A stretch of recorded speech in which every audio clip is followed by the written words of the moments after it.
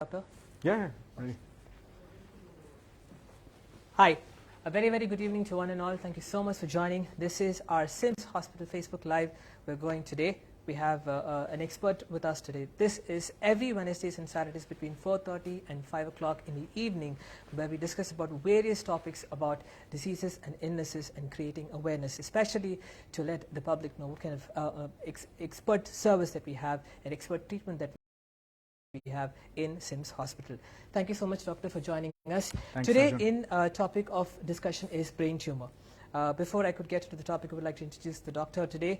He is an MBBS specialist. He is an MS General Surgery, MCH Neurosurgery, gold medalist who is also interested in teaching in the field of neurosurgery.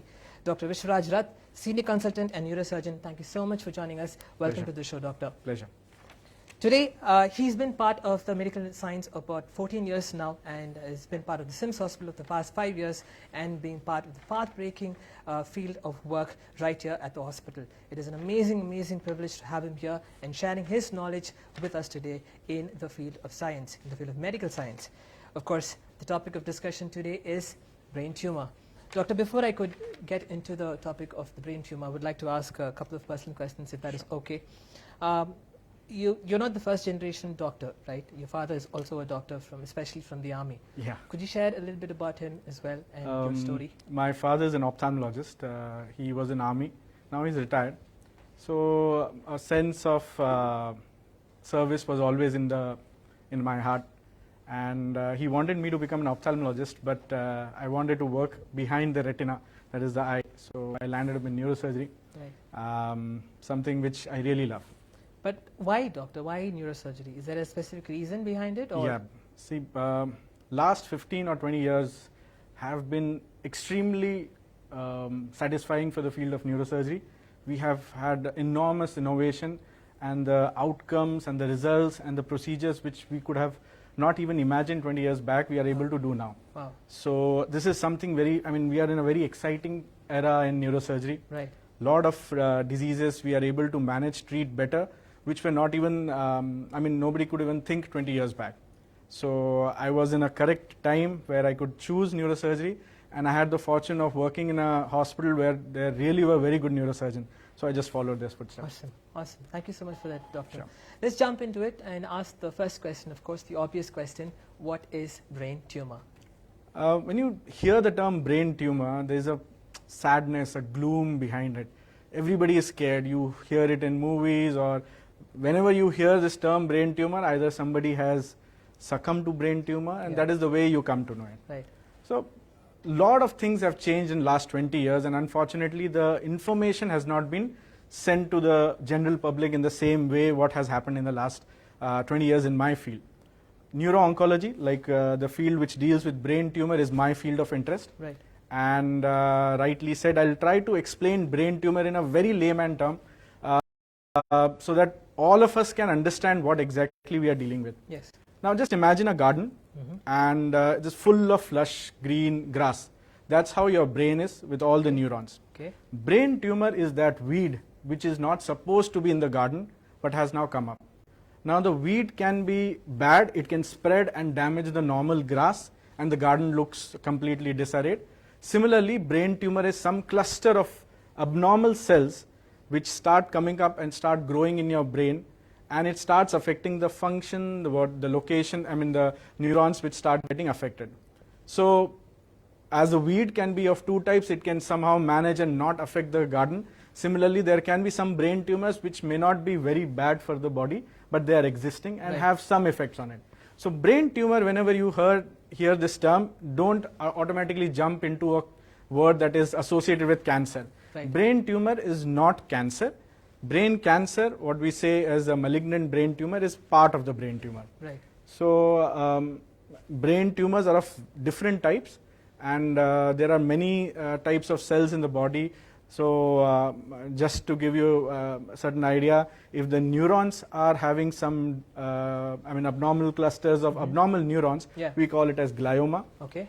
And brain is covered by a layer of tissue which is called meninges. If that gets affected, we call it as meningioma. Right. Then there are other types of schwannoma, some more different, little more aggressive kind of tumors, which are medulloblastoma and so on and so forth. Okay. So brain tumor is not a one entity, it is a huge array of tumors, and most of them we can manage right now in a We very can cure. We are in that time of era. We can definitely manage it right Awesome. That's amazing news. Thank you. So, which leads me to the next question. How do you diagnose brain tumor? And now. See, that's a very interesting question, because unlike other tumors which have their own telltale sign, brain tumors do not have a particular symptoms which somebody is having and you can pick up on just by symptoms. Right. So it takes a lot of work and lot of examination, lot of evaluation and experience to really say that this symptoms is associated with brain tumor.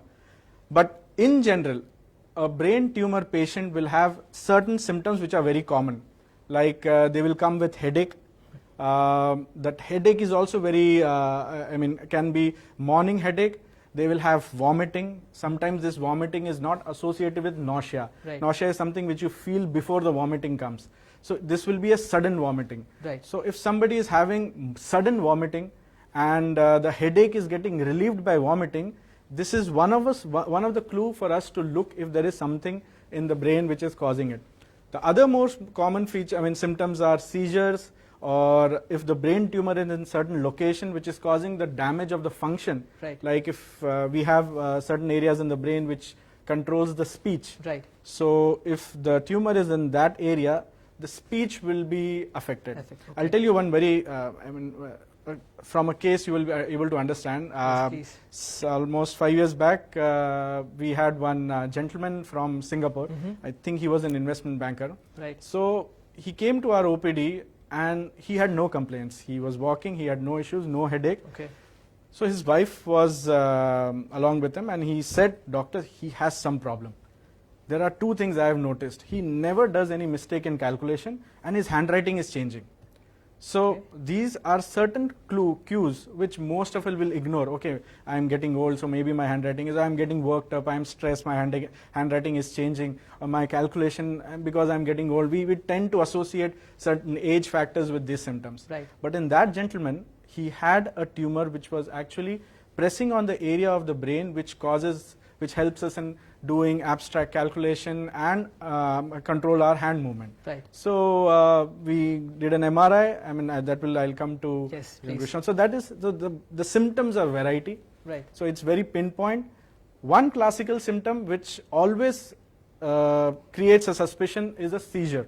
So if somebody who doesn't have any seizure disorder from childhood, so an adult or an elderly gentleman who has a seizure, seizure is fits and a convulsion, then we have to look for the possibility of certain abnormality in the brain. Okay. So these are the any vague symptoms. Right. Does it also, is there any gender restrictions? Is it any age restrictions? How does it fall under that when it comes to brain tumor? So unfortunately, there is no gender predilection. Right. There may be certain predilection for certain kind of tumors. Right. But in general, a brain tumor doesn't differentiate between male or females. Right. It can happen in adults, it can happen in children. Okay. We operate on neonatal, the one who are less than 1 year old. So children also are getting operated and leading a good life. And even elderly, post 70 years can also develop brain tumors. Right. So age is not a factor.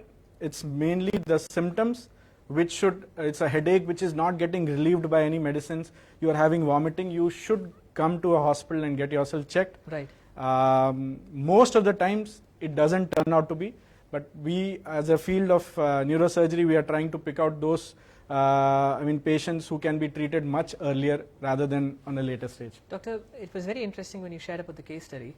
Usually when we go to hospitals because of some illness, right, in case of vomiting, in case of headache, but with that particular case it was neither. It was something to do with handwriting. Absolutely. And it was something to do with calculation. Yeah, true. So what are the kind of interesting attributes that we watch out for patients to take note that this could possibly be a brain tumor or an illness?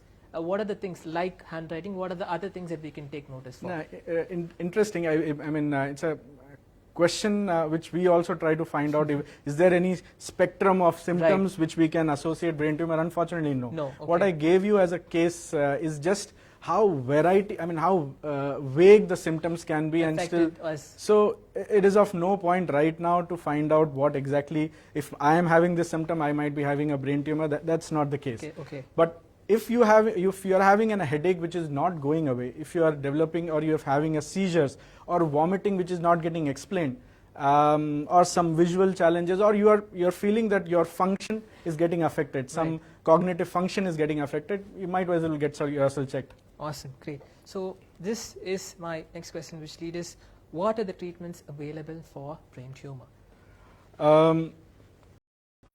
Arjun, what I'll tell you, I'll do that way. So before treatment, let's see how we diagnose it. So I gave you one example that where we had some doubt, we had a suspicion. Correct. We did an MRI and we got a tumor which we could operate, and he recovered well. Correct. So mainly we rely on MRI.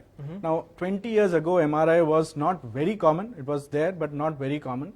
In last 20 years there has been a explosion in the field of neuroimaging. What we can achieve right now pre-operatively, before surgery, we can define the tumor, we can identify where the location of exactly the tumor is, we can identify which is the most crucial area in the brain which should be protected when we are operating. These were not available, and unfortunately in many of our the healthcare system, it's still not really understood by many of my colleagues that we need a special MRI to identify and to plan our surgery. So MRI, CT scan, these are the only way we can look inside our brain and have an idea. But this doesn't mean that everybody who's having headache should go and get an MRI done, because that also has a problem. I'll share you one example. Like just 1 week ago, I had a friend of mine, he's in US, he called up. He has a 4-year-old kid who started to have headache and vomiting, and they met a general practitioner there, and from there he was referred to neurology, and they did an MRI. They found a very tiny lesion there. That tiny lesion cannot explain the headache. Now this is because the headache and the vomiting were not evaluated properly, so an unnecessary investigation was done, and that we found an incidental lesion. Now most likely if we had not done the MRI, we would never have got it. So now that stress in the parents, in the family is always there, that whether this lesion needs to be treated or not. So Arjun, what I want to tell you is that don't take the step of going to a diagnostic center in India, which is very common, and get yourself an MRI done. Meet a specialist and let him evaluate whether you really need it or not. So consult a doctor first. Exactly. Do your research. And consult a proper doctor. We are in an era where we have a lot of alternative medicine people also advising MRI. So this creates a confusion. So just to summarize, brain tumor is something which we cannot look inside somebody's brain and find out whether he has a tumor or not. For that we need an MRI or a CT scan. And MRI has special subtypes. So a specialist, an expert, like somebody who's done some neuro-oncology work, will know which kind of MRI is needed. So that is something which I'll discuss again. Sure. So which leads to my next question is, we've spoken about the symptoms, right? Now, for example, take me. If I shouldn't be getting a brain tumor, is there things that I should be doing or look for or take care of myself, maybe in my lifestyle or the way I live? Very, very, very good question. It's almost everybody who gets comes to our department or is getting operated, their family member asks the same question. So what can I do to not get a brain tumor? The answer is absolutely nothing. We cannot do anything to prevent ourselves from getting brain tumor. And it is not a lifestyle disease like diabetes or hypertension or even pancreatitis. These are something which we can prevent by lifestyle. The only few correlations or association which we have found are if somebody in your family is afflicted with brain tumor, or there are a lot of family members who are having brain tumors, there are certain genetic disorder which are which can cause brain tumors. But these are very minute in number. So lifestyle, alcohol, there are a lot of studies which have done cigarette smoking. Unfortunately, till now, we have not found any causative factor for brain tumors. The reason I ask is there, for example, a person working in a factory or any form of chemicals that he's coming across. Do those things become a factor as well? Do we as a common man should be watchful of those things? So those who are working in a high risk environment are definitely somebody who we will categorize as some, person who are in, we can say a special interest. If they come up with these symptoms, we'll be more, say suspicious of trying to find out, we'll be a little more aggressive in getting the investigation done, rather than somebody who is not, was doing a sedentary job or a desk job, who's not exposed to a lot of chemicals. We probably will just evaluate him thoroughly and then get it. So yeah, exposure to chemicals can be a cause of tumors or cancers. Brain tumor itself is a little less likely. I understand. Thank you, doctor. Doctor, this is from a patient's perspective, or I have a son, from my perspective. For example, if I have a tumor, how would you break it to me, doctor? What is the doctor's mindset or hospital's mindset in dealing with the patient as such news? I mean, as much as you know, social media has been blown out of proportion in terms of brain tumor being the end of things. So when such a news, how do you deal with the patient? Is there a support system that patients can rely on the hospital for them to educate themselves and be more aware with the right doctors and right information? That's a great question. These are some questions which I wish everybody in, all the patients should ask themselves. See, brain tumor is something which changes the life of the entire family. In India, we unlike the Western society where the individual takes the decision, here in India the family takes the decision. So, if we diagnose somebody having brain tumor and unfortunately it comes to a malignant type of a brain tumor on MRI or on the neuroimaging which we do, it's a delicate thing because we have to tell the patient exactly what he has. If he doesn't know, then the treatment option the treatment options get limited. So in my experience, for what I do is I always ask the patient's relatives and explain them first, because they are the best judge how to let the person know, the patient know about it. So suppose it's a children, definitely the parents have to be taken into into our confidence and explain them exactly that we are dealing with a brain tumor. Now MRI and CT scan do not give us a pathological diagnosis. Pathological means what grade it is, what kind of tumor it is. It will tell you that there is a tumor located in this part of the brain close to this part. So this is first thing which I explain them. See that now we have diagnosed a tumor. It doesn't necessarily mean that it's a malignant. Unless and until we do surgery and get a biopsy result, then we'll come to know. Now, once they have understood that this is something which we are dealing it, I tell them that the options are whatever the options are, the available options. Available options are, then we have to discuss entirely. We are fortunate that SIMS Hospital is one of those hospitals which we have a special counseling session where the patients can be referred to our in-house neuropsychologist, psychiatrist, and they are there to help them take the next step. So this helps the entire family to understand what they are dealing with, and there is a solution to it. From a medical perspective, that is. Correct. Now, when you deal with it, you have to understand that there is a problem and there is a solution to it. We just have to get the problem next to the solution. That's all we can do. We cannot hope for it to go away. So step by step we have to do it, but it's important for the patient to understand. I'm just happy there is a system in place and that the public can depend on the hospital for emotionally relying on them in terms of gaining the right information from the right doctors, and you work with them clearly through the entire process, right from the diagnosis to the post as well. They are almost like part of our life now, because they will be coming to us after 3 months, 6 months. We will keep a follow-up. We'll have a check on their recovery. So from there on, a bond is formed between a neuro-oncologist, neuro-oncosurgeon, and a patient. So thank you, Dr. Thakur. That's really amazing. So which leads to my earlier question, which I hope you will touch upon in terms of the treatment options available for brain tumor. Please, if you could. So I just go back to the part where in movies also, when patient has brain tumor, and the patient will die. Correct. That was the gist of it, anybody having brain tumor is. Yeah. In fact, when I was doing my MBBS, I also had the same thought, because one of my cousin brother also succumbed to a brain tumor. So, but when I learnt more about it, when I started doing neurosurgery practice, we have come to know that there have been such a tremendous advancement. Right. Now, brain tumor is something which is not going to dissolve on its own or on by any medication. For that to understand, we have to I'll just give you an idea. Say this entire room is your brain. Correct. Now it is filled up with only neurons which are important to you. And now suddenly something has cropped up and now is taking the space off and pushing the neurons or damaging the neurons.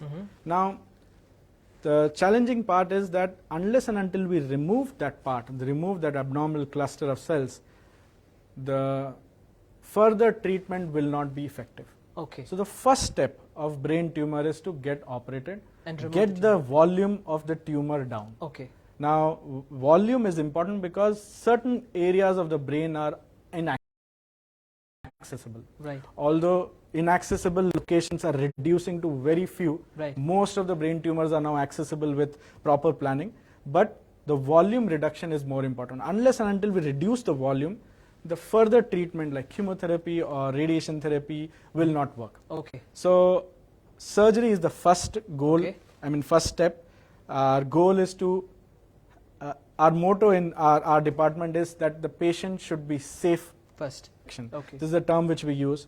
Now here the safety is important. This is how it is different from other field where suppose somebody is operating on heart.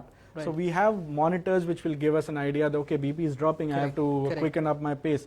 But in brain, when we are operating, it is very difficult to differentiate between the normal brain and the tumor. We don't have a... It's not visible. So there is, in the last 15 years and especially in last 5 years, we have developed a system where we are incorporating special experts in our field. They are called neurophysiologists who do neuromonitoring. So it's a real-time check when we are operating on tumor. He will keep us on a check whether we are going close to an important tract or whether we are going to affect the normal function. So this gives us a way of taking out the tumor safely and completely. So the first treatment is always safe surgery. And earlier, many of the centers 10-20 years back, they used to do biopsy because they need to prove the biopsy, as I told you, that this is this type of tumor, and then the further chemotherapy and radiation therapy would be done. But unless and until you remove the volume, the chemotherapy and radiation therapy never worked, and that is why we always had this brain tumor equals to. So things are changing. We have been able to give very good results, and especially with these state-of-art technology which have come up, which fortunately our team has it. I'll just touch upon on that. So please. That was a lead-up question in terms of why is it so challenging? Why is brain tumor so challenging to do? Challenging. I told you that the aspect is we are dealing with normal brain. We have to preserve the normal brain and take out the abnormal tumor without affecting the patient's personality or his neurological function. Now we have certain gadgets, certain technology which help us. We have something called neuronavigation. So neuronavigation is akin to GPS, Google Maps. So we set up a target area and it will guide us and tell us where the tumor is, and it will let us know how to reach it. Now, if you could explain it with a skull, that would have been nice. But just imagine a small 2 centimeter tumor is there, but your brain is huge. You don't know where to go and where to approach it. Whether you're going through a normal brain damaging it or how to approach it. So neuronavigation is one way of understanding which is the least damaging way to reach the tumor and get it out. And then I told you about neuromonitoring. Then we have certain dyes, contrast agents which we inject and which will light up once we, in our microscope. Neurosurgery, I just forgot to tell you, neurosurgery is, everything is done under microscope. Right. Because the dexterity in the hand movements has to be very fine. Right. Unlike abdominal surgery where we have a large exposure, Right. in the brain neurosurgery we have a very small exposure. Yeah. So our movements are very gentle and delicate. So we need to do under high magnification under microscope. So these microscopes have also evolved in last 15 years. Now we have certain microscopes which have filters associated with it that will light up and tell us whether the tumor is completely out or not. So it detects the tumor present in the brain. So even if we think that the complete removal is there, then we check with the dye, and if the dye is lighting up in certain areas, that means that normal part of the brain is also tumorous. So we have to remove it. Wow. So that is why earlier when these technologies were not there, the chances of recurrences, correct, you operate and the tumor grows back again, that was happening. So in last 15 years has been very exciting in this phase. The technology is supporting us in getting the maximum tumor out without damaging the patient's neurology. Amazing. Before I could get into the recurrence, I want to touch that topic as well. How does one choose a treatment center? Absolutely. How I mean, I'm a common man, right? If I have a family member who is affected by brain tumor, what do I do first? How do I approach the whole procedure? How do I know for sure that this center or this center is the right way, and what is my way forward? This question is very important. Right. Not necessarily for neurosurgery, it's important for all the fields. Correct. If you have some doctor in your family, it becomes easy. Correct. Yes. You call him up and ask, I have this problem, whom should I consult? Right. But if you don't have any person, how do you go about, how do you search it? That's a lacuna in our Indian health system which we are trying to find out how to solve it. But let's keep that aside. Now, suppose you have reached a doctor and now you want to ask this about brain tumor, what all things can be done. So first of all, the doctor should be, the neurosurgeon should be very forthright. Right. The discussion should happen gradually, and it should be accommodating. He should listen to you. That is number one. Right. If the surgeon or a doctor is not listening to you, that's your first red flag. Yeah, that's first red flag. Okay. He should always be listening. Communication is key. Communication is key. Ways. Because this relationship is going to be a long standing. Absolutely. It's not going to be just operate and go. Right. Second is the volume of the center. Right. Now, neurosurgery is not an independent team, independent work. It has to be a teamwork. Okay. So when I'm operating, I need a good qualified neurosurgeon to assist me. Right. So the team is important in managing complex cases. Okay. Now, complex cases is which decides whether a center is good or not. Right. Now, suppose you see the Premier Institute, AIMS, NIMHANS or Sri Chitra, they work like a team. Right. Now, this team concept is something which is essentially very new in private healthcare. Right. And we in SIMS are very proud that we have a team which are working together for 5 years, and we work here as a team and try to find out the solution which is best. So find out the center, whether we're working as a team, right, whether the doctor surgeon who is forthright is understanding your questions, and number 4 will be there should be high volume. So high volume gives us least chances of complications or side effects.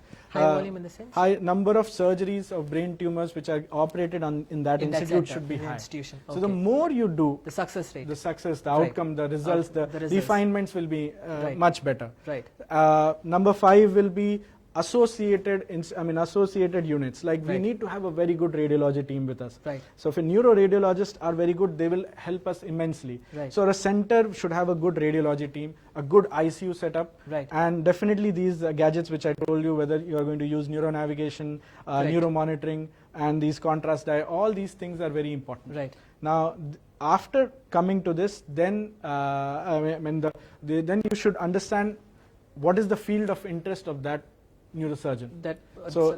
My field of interest is neuro-oncology and endoscopy. Right. Now, endoscopy is something in last 20 years we have come up in a way that we can operate on certain brain tumors through the nose. Right. So there will be no scars, no incisions, and through the nose we can reach certain tumors and remove the entire tumor through the nose. That's amazing. So this is something which has come up in last 10 years, and the dexterity of that surgeon will decide the outcome of the tumor through the nose or not. Right. If he's not very good, So he might he might leave behind certain tumors. Right. So that is why high volume center is something which is very important. Great, thank you. Thank So you. I Thank mean, you so much. I wish these are the. I tell my family members also to find out this Yes. when they are looking for a doctor. We want to talk more about it, but I think our time's almost up. Viewers, I hope you've had your notepads and noting all the details that amazingly Doctor has shared with us. And please leave us your comments on the comment sections with your queries, with questions. We'll try and answer them through Doctor later part as well.